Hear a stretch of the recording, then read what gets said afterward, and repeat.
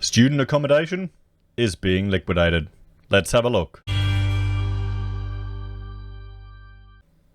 Hello everyone, Florian.heise here, and welcome to another episode of HeiseSays. Grab your stein of coffee, because I want to have a look at an article from realestate.com.au, which is sharing the exciting and fantastic news of a 3-bedroom townhouse for only $100,000. Wow! That seems so cheap. Hold your horses there, everyone. Hold your horses. Now, it's not really a 3-bedroom townhouse. It's a 3-bedroom student accommodation townhouse, so it's a different product. It's a very different product. And we've seen time and time again in articles just concern about the disappearance of international students. Now, that's going to have an impact on people that rent out rooms to students. It's going to have an impact of people who rent out houses on students. It's going to have a tremendous impact on centers or dedicated student accommodation. Now, you've got some of them that are owned by large corporates and others that are owned as investment products by mum and dads. So I thought we'd have a look at this article because 100 grand for a 3-bedroom townhouse doesn't sound too bad until you realize that it's student accommodation. So a ridiculous $100,000 is all you need to buy this 3-bedroom townhouse outright. And there are 2 of them up for grabs. Wow, not just 1, 2. 2. Now, we'll jump over here. This is the property. This is the property. It's in Warwick Road in Churchill in Queensland. And if we zoom out, it's just near the USQ campus there out at Ipswich. Out at Ipswich. So she's right here. Not too far from Brisbane. But, I mean, it's just for international students going to a uni at Ipswich, USQ. So not even one of the the good unis. Well, you know what I mean, the G7 or that step below. It's not even a real, in one of the bigger cities. It's a regional university, which is fine. I mean, honestly, don't waste your money going somewhere when you're not. But you've got to take that into account with regards to student accommodation for international students. If you're living in Ipswich, you can just as easily go to a uni in Brisbane or you go to uni here. It's not going to make any difference. The OPs might be a bit easier to get into this one. But I mean, here we have it, they're talking about how it's being rented. Yes, please call your agent to book your private viewing.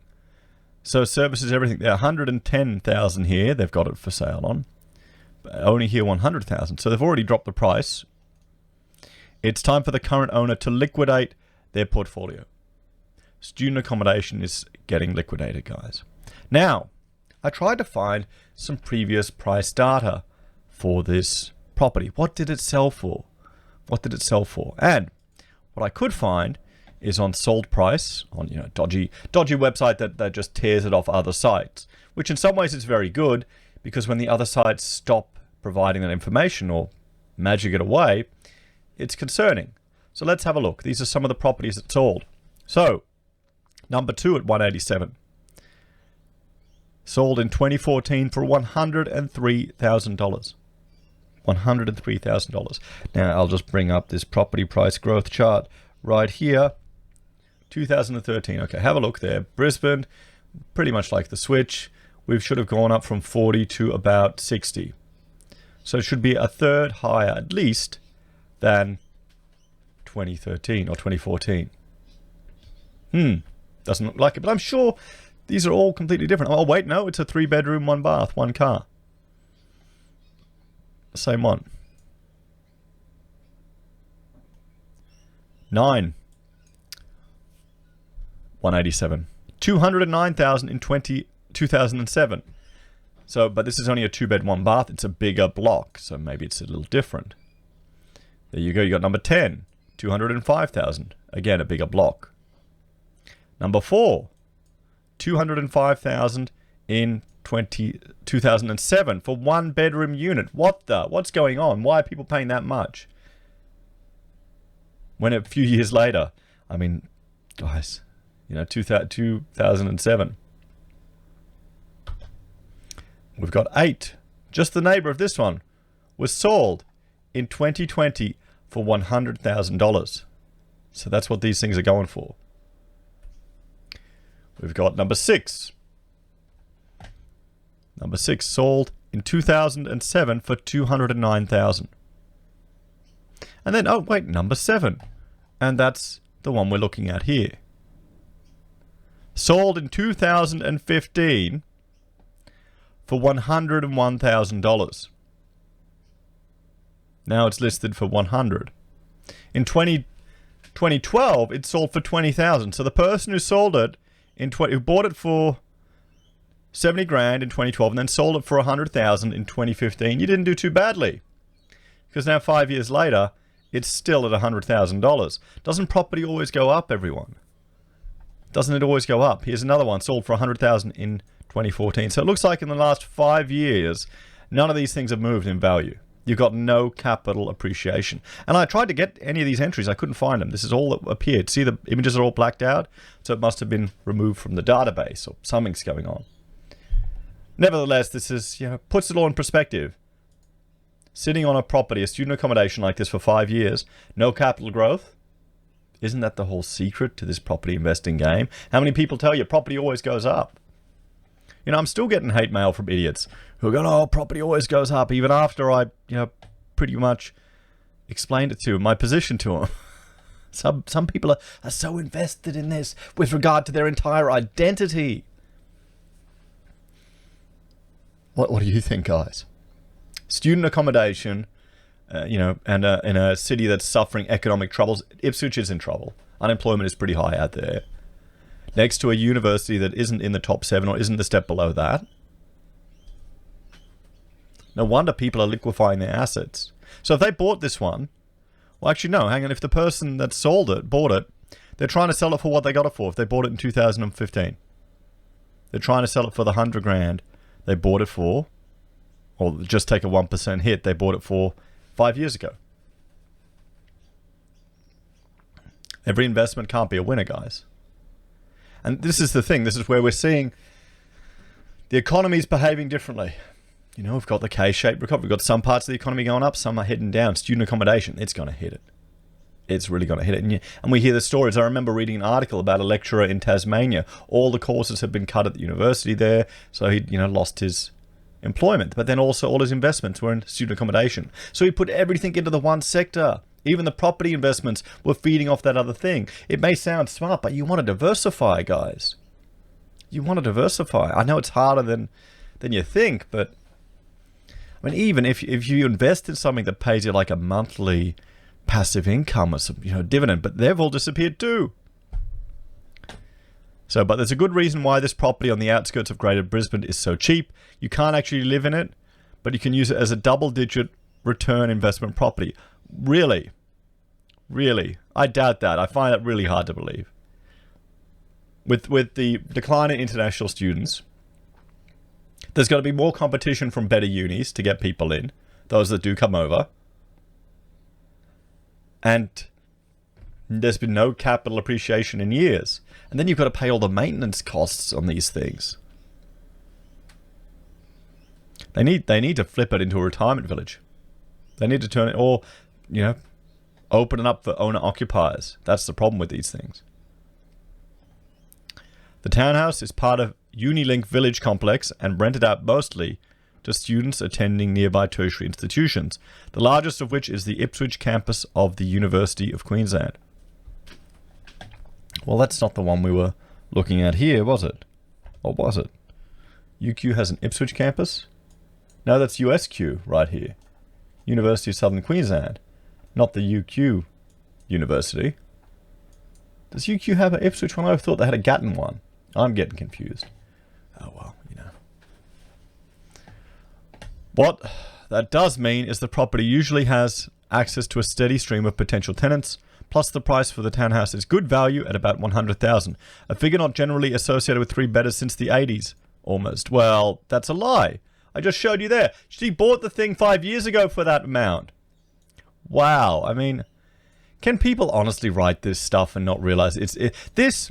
I've been watching a few other YouTubers. I want Coffee, a guy. Hang on, I'll find him out. I'm gonna put a shout out to this guy. Not that he needs it. He's got like 180,000 subs. But the thing about him that I think, here we go, CoffeeZilla. He just looks at all the scam. I mean, there you go. Look, he's getting 2 million views to my 600,000.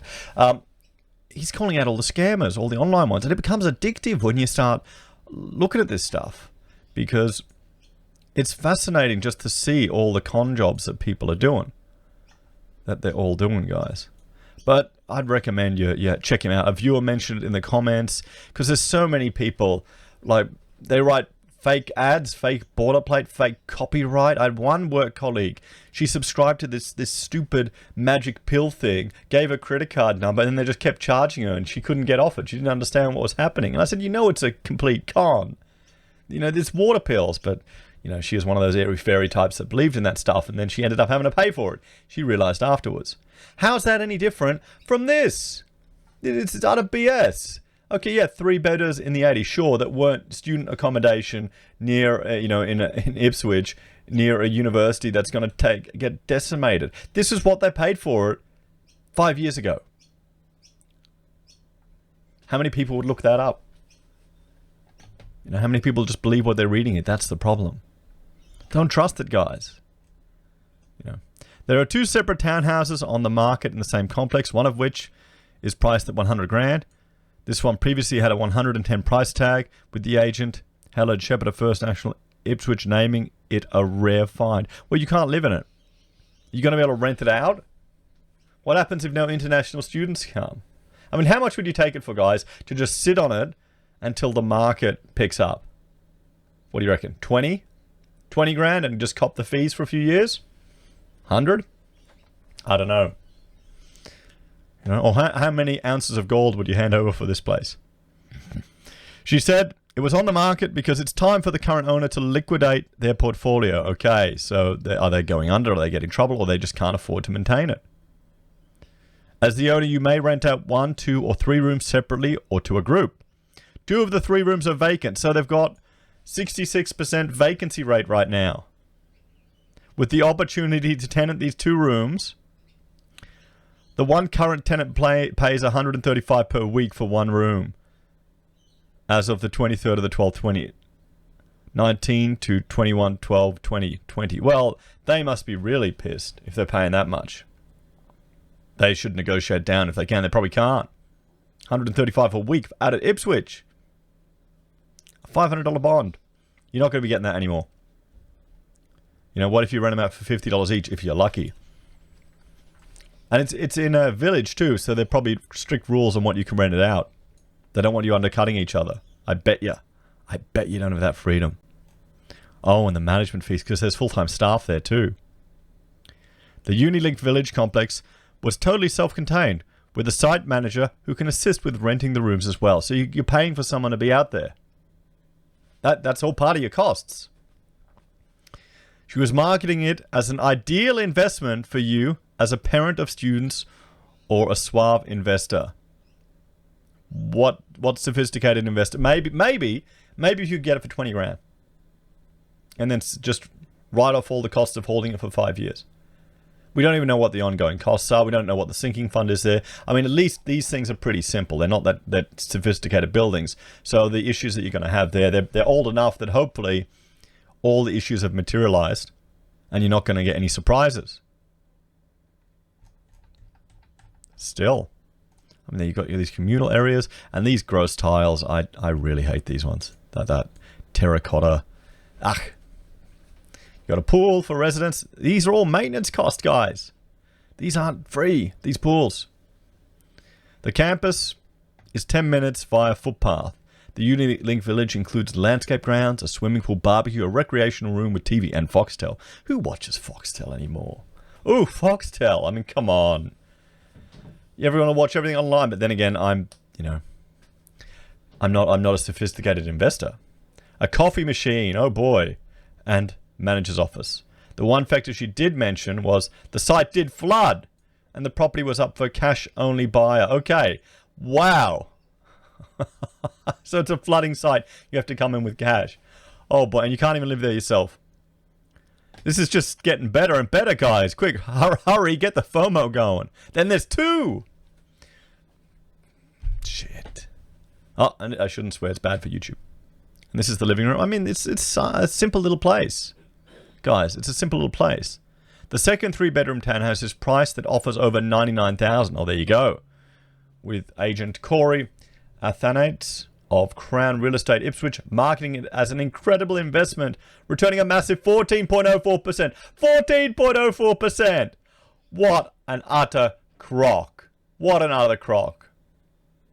Yeah, maybe back in the day, can you see international students flooding back to Australia and going, UQ, QUT, you know, even Griffith, they're all trying to get me in. No, I'll go to USQ in Ipswich. You know, that international hub of sophistication. No offense to all of you in Ipswich, but, I mean, come on, guys. It's not much better than Brisbane. And I shouldn't talk, I don't live too far from Ipswich. I've worked on projects there, although I usually drive through it on the way to Toowoomba, but still.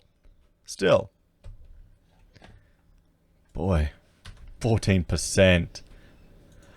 The property is at lot 3. It's also 94 square meters, double story with 3 bedrooms, 1 bathroom and 1 car space.